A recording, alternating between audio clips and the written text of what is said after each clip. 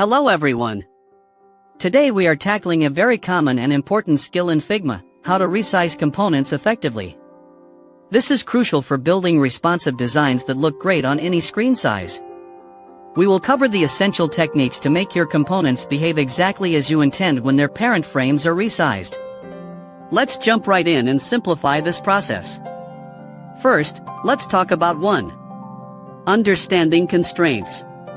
Constraints are the rules you set for elements within a frame. They tell Figma how an object should react when its parent frame changes size. Think of them as anchors. You can anchor an object to the top, bottom, left, right, or center of its parent. You can also make it scale or keep a fixed size. Mastering constraints is the key to flexible components. Next up is 2. Basic resizing. When you select a component instance, you can simply drag its bounding box handles. However, without proper constraints, your internal elements might not resize or reposition correctly. For example, text might overlap, or icons might stay fixed in a corner. This is where constraints come into play to prevent those issues and ensure smooth scaling. Now, let's get into 3.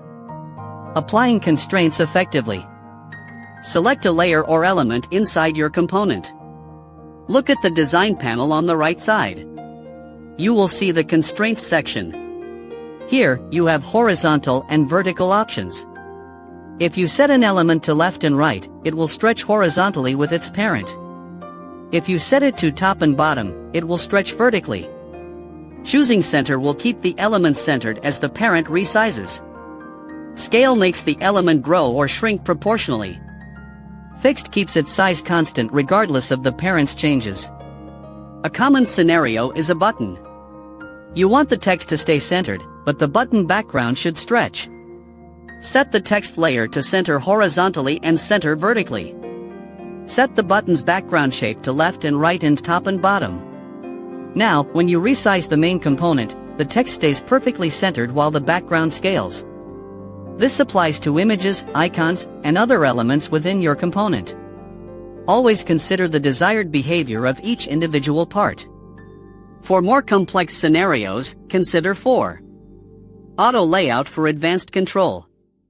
While constraints are powerful, auto layout offers an even more robust way to manage spacing, alignment, and resizing within components. Auto layout frames automatically adjust their children's positions and sizes based on their settings. It works hand in hand with constraints. If you have a list of items or a navigation bar, auto layout can make resizing almost effortless.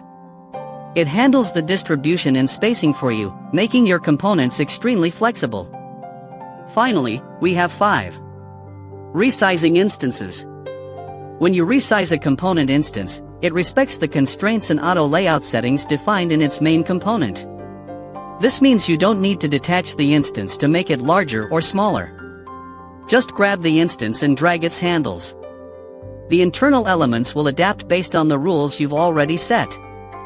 This saves a lot of time and keeps your designs consistent across your project. Thank you so much for watching this tutorial on resizing components in Figma.